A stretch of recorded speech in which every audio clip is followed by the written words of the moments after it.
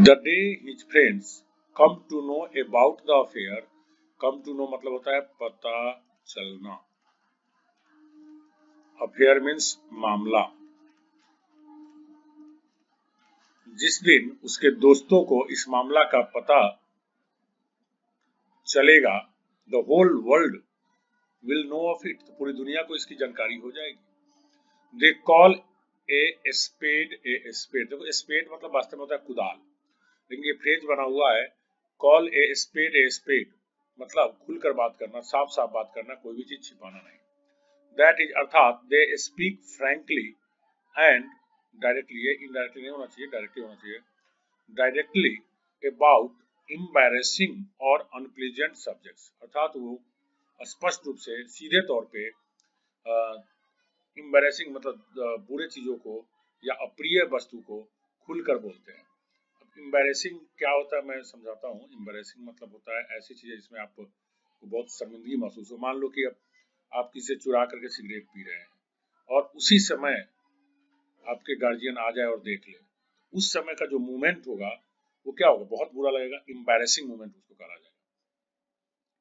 तो embarrassing movement हो या अनप्लीजेंट सब्जेक्ट्स हो, तो उसके बारे में भी वो लोग खुल करके बोलने में कोई हिचकिचाहट नहीं करते। ऑल हिज स्पेड वर्क, देखो स्पेड मींस कुदाल, जैसा कि मैंने बताया, वर्क मतलब काम, कुदाल से काम करता है बड़ी मेहनत लगती है।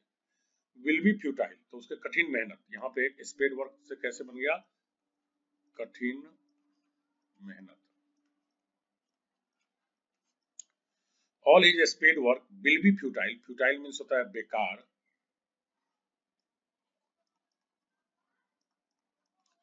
उसके कठिन मेहनत सब बेकार हो जाएंगे।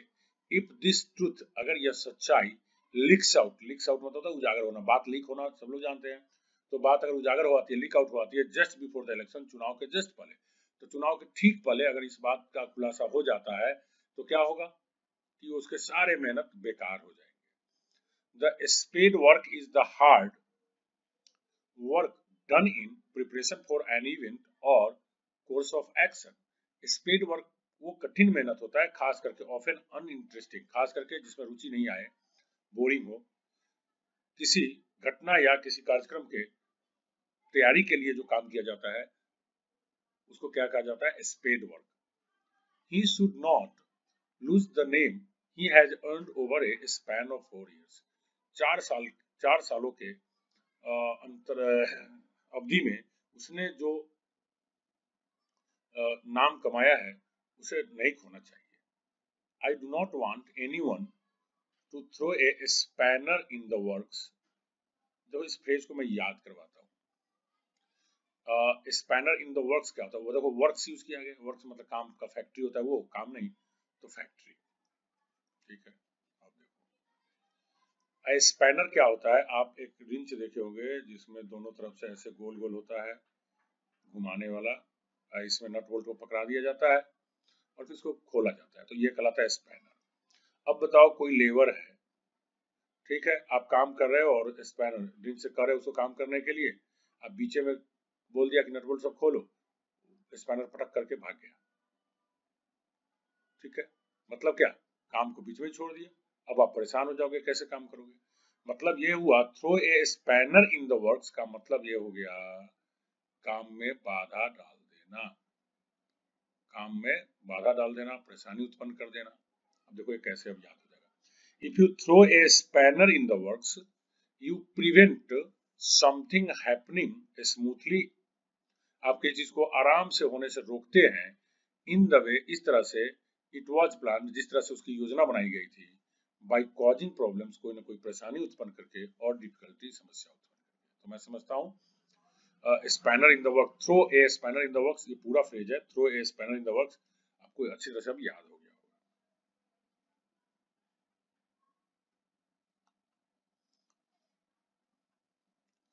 हर songs are well rehearsed but that spark of creativity is missing, इस गाने की जो रिहर्सल है, देखो जो लोग बोलते हैं रिहर्सल, तो वही है जो नाटक वगैरह करने से पहले हम रिहर्स करते हैं, रिहर्सल करते हैं, तो बहुत बढ़िया से किया गया था, बार बार करके देखना ही रिहर्सल कहलाता है। तो her songs are well rehearsed, उसके गाने की बहुत बार प्रैक्टिस, बहुत अच्छी तरह से प्रैक्टिस की गई है। But that spark of creativity, spark मतलब होता है चिंगारी, सब लोग आप जानते हैं स्पार्क में चिंगारी, क्रिएटिविटी मतलब रचनात्मक, इज मिसिंग, कमी है। ठीक है, गाना का बहुत बार प्रैक्टिस किया गया है, लेकिन जो एक जुनून दिखना चाहिए, एक जो चमक दिखनी चाहिए, वो नहीं दिख रही है, वो कमी है। ए spark is a tiny bright piece of burning material that flies up from something that is burning। कहता है ए स्पार्क चिंगारी, वो छोटी सी, टाइनी मतलब होता है छोटा, चमकीला टुकड़ा होता है जब कोई जलने वाली वस्तु में से उड़ता है, फ्लाई जब मतलब उड़ता है तो उसे वो चिंगारी कहते हैं। From something that is burning, जो जल रहा होता है उसमें से निकलता है। फिगरेटिवली तुलनात्मक बात करें तो ए स्पार्क ऑफ ए क्वालिटी, अगर किसी क्वालिटी का, किसी गुण का स्पार्क की बात करें और फीलिंग की बात करें, स्पेशली ए डिजायरेबल वन, खास करके वांछनीय, देखो ये वर्ड बार बार आएगा, आपको आया होगा, डिजायरेबल अनडिजायरेबल। डिजायरेबल मतलब अच्छा, जिसको सब सही मानते हैं, और अनडिजायरेबल इसमें बना दिया जाए तो अवांछनीय, मतलब जो गलत है। तो आप देखते हैं फिर से, figuratively A spark of quality और फीलिंग, किसी गुण या भावना की स्पार्क, खास करके जो वांछनीय है, इज ए वेरी स्मॉल, वो बहुत छोटा होता है, बट इम्पोर्टेंट बिट, लेकिन वो छोटा भी होता है लेकिन बहुत महत्वपूर्ण होता है। If sparks fly between people, अगर चिंगारी लोगों के बीच में उड़ती है, दे डिस्कस समथिंग एक्साइटेडली और एंग्रीली, लोग उसको बड़ी उत्तेजना से और गुस्सा से साथ उस पर बहस करते हैं। खास करके आप देखोगे मार्केट में कुछ हो गया, किसी नेता के बारे में कोई बात हो गया, तो आग, वो बात जो है चिंगारी की तरफ फैल जाती है लोगों में, और लोग अपना अपना तरह तरह के प्रतिक्रिया व्यक्त करने लग जाते हैं। हाउएवर, किंतु she makes up for the lack of creativity by her sparkling presence। लेकिन देखो, मेकअप मतलब पूरा करना, कल भी आ गया था, सजाना, मेकअप मतलब पूरा करना, पहले भी आ चुका था, पूरा करना। लेकिन जो रचनात्मकता की कमी है, क्रिएटिविटी, रचनात्मकता की कमी है, उसको वो कैसे पूरा करती है? अपनी एकदम चमक धमक वाली प्रेजेंस बनाकर, मतलब सज धज करके एकदम चमकदार तरीके से वहां पेश आती है। If something sparkles, it is clear and bright, वो एकदम साफ रहता है और चमकीला होता है, साइंस चमकता है, with a lot of very small points of light, खास करके उसमें बहुत सारे लाइट के पॉइंट्स लगे होते हैं। तो आजकल क्या है कि लोग ऐसे कपड़े पहन लेते हैं कि लगता है कि सचमुच तारों की तरह चमकता रहता है, उसमें बिंदी पता नहीं क्या क्या सब लगा रखा होता है। If a person sparkles, sparkles, अगर कोई व्यक्ति स्पार्कल्स करता है, ही और सी इज लाइवली, लाइवली मतलब जीवंत, एकदम लगता है कि जिंदा है, मतलब कि जोश, ऊर्जा सब भरा हुआ है। इंटेलिजेंट, तेज है, एंड विट्टी, विट्टी मतलब चतुर, ये जीवंत ऐसे नहीं, जीवंत।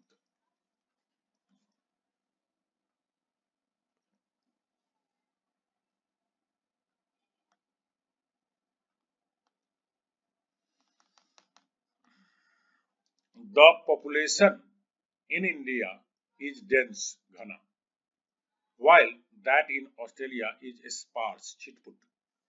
देखो, डेंस मतलब हो गया घना, और इसका एंटो हो गया स्पार्स, छिटपुट मतलब विरल।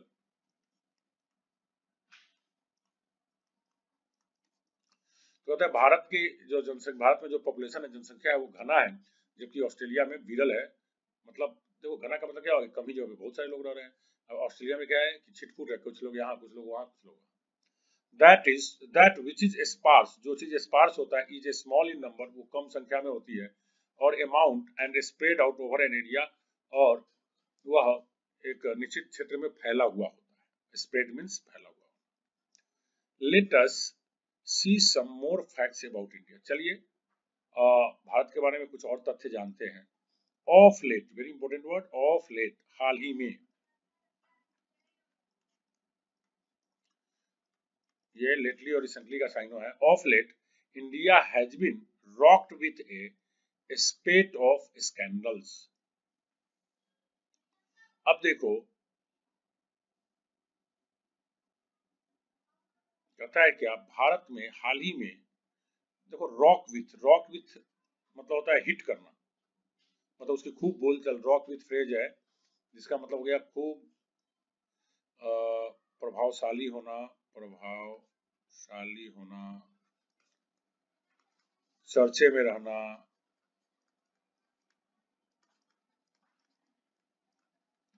ठीक है, ये सब होता है। ए स्पेट ऑफ स्कैंडल्स मतलब एक उफान, स्पेट मीन्स आप कह सकते हो उफान। उफान क्या होता है?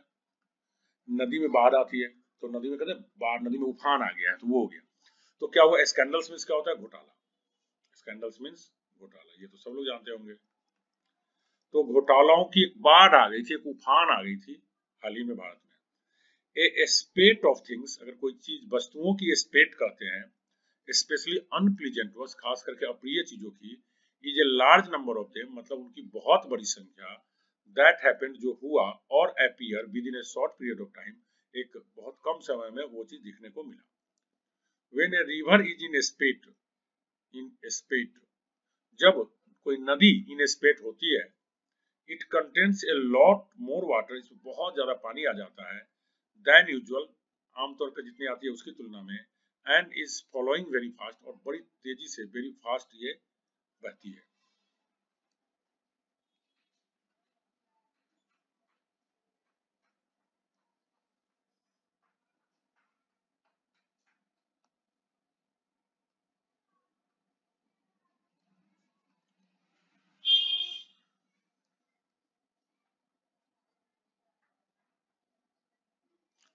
India has the largest number of cricket spectators, दर्शक, इन द वर्ल्ड। भारत में क्रिकेट देखने वाले सबसे बड़ी संख्या में, अब दुनिया में क्रिकेट देखने वाले सबसे बड़ी संख्या में भारत में। A spectator is a person, spectator वह व्यक्ति है, हु वॉचेस समथिंग, जो कोई चीज देखता है, स्पेशली ए स्पोर्टिंग इवेंट, खास करके एक खेल की घटनाक्रम, विदाउट टेकिंग पार्ट, हालांकि उसमें वो हिस्सा नहीं लेता है, मतलब दर्शक है। बिसाइड्स, इसके अलावा, we are also fond of speculating, भारतीय लोग सट्टा लगाने में, सट्टा लगाने में भी सबसे नंबर वन में है। सट्टा लगाना क्या होता है? जैसे बोलता है कि अगर इंडिया जीत गया तो हम इतना लाख रुपया देंगे, वो कहता है ये ऑस्ट्रेलिया जीत गया तो हम इतना लाख देंगे, तो ये होता है सट्टा लगाना। This becomes particularly obvious during elections and cricket. अब इलेक्शन में भी ऐसा खूब सट्टा लगाया जाता है कि कौन पार्टी जीतेगा, तो लोग आपस में मार्केट में सट्टा लगाते हैं कि फलना पार्टी जीत जाएगा तो हम इतना पैसा देंगे, कोई कहता है ये जीत जाएगा तो हम इतना जीत देंगे। तो ये ऐसा खेल में भी होता है और क्रिकेट में भी होता है। Almost everyone is ready to predict the results, खेल में और इलेक्शन में लगभग प्रत्येक व्यक्ति कोई ना कोई अंदाजा लगाया रहता है कि बस ये तो जीतने वाला है और ये हारने वाला है। व्हेन यू स्पेकुलेट, जब आप कोई भी चीज स्पेकुलेट करते हैं, यू मेक ए गेस, तो स्पेकुलेट मतलब अंदाजा लगाना, सट्टा लगाना, तो गेस में भी तो अंदाजा लगाते हैं आप, साइन हो गया उसका। यू थिंक, आप सोचते हैं, और talk about a matter without having the necessary facts, तो आप उस किसी चीज के बारे में बात करते हैं जबकि आपके पास उसके लिए जो आवश्यक तथ्य चाहिए वो आपके पास नहीं होता है। Financial speculation is different. देखो, अर्थव्यवस्था के मामले में कोई अंदाजा लगाना अलग है, ठीक है, और वो गलत भी नहीं होता है। A person who speculates financially is a speculator. अब अंतर देखो, स्पेक्टेटर मतलब दर्शक, स्पेकुलेटर मतलब क्या हो गया कि जो अर्थव्यवस्था के बारे में अंदाजा लगाते हैं। जैसे आप देखते हैं इकोनॉमिक्स में आप पढ़े थे कि इस साल 7.2 जीडीपी रहने की क्या है, अंदाजा है। तो ये जो अंदाजा लगाने वाले लोग हैं, उनके पास गणना होती है, उनके पास कोई ना कोई कैलकुलेशंस होता है, ये सारा डिटेल्स होता है, तो उसके आधार पे जो लोग ये अंदाजा लगाते हैं वे लोग कहलाते हैं स्पेकुलेटर। Speculators by properties. अब देखो, अंदाजा लगाने वाले लोग क्या करते हैं, वो कुछ जमीन खरीद लेते हैं, स्टॉक शेयर खरीद लेते हैं या शेयर्स खरीद लेते हैं, in the hope of being able to sell them again at a higher price and make a profit. तो वो लोग का तजुर्बा हो गया होता है, कोई शेयर खरीद लिया, उन्हें पता होता है कि फलाने शेयर के दाम बढ़ने वाले हैं, और इसलिए वो खरीद लेते हैं, और फिर जब महंगा हो जाता है तो उस शेयर को बेच लेते हैं।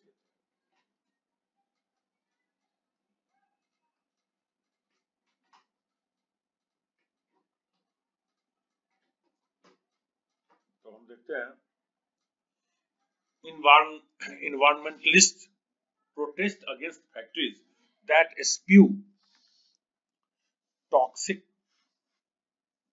Fumes in the atmosphere. देखो हमारा वर्ड है यहाँ पे